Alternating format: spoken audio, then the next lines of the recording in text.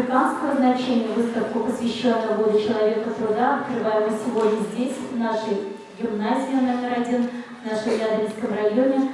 И мы еще более рады тому, что из всех муниципальных районов, 13, которые выиграли, имеют право представлять эти выставки и наш тоже Ядринский район.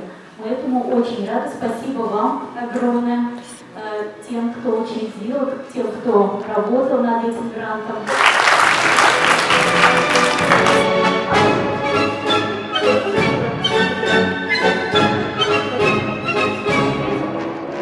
Образ рабочего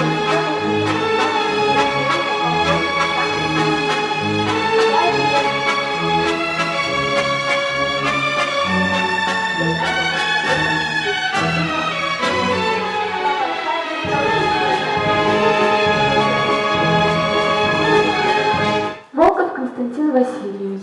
Родился в 1971 году в городе Казани. Первый раз оказался в Ядрине по приглашению Зиновия Таланцева, так как Зиновий нуждался в помощи в библиотечном бюро в фонде спецзаводов.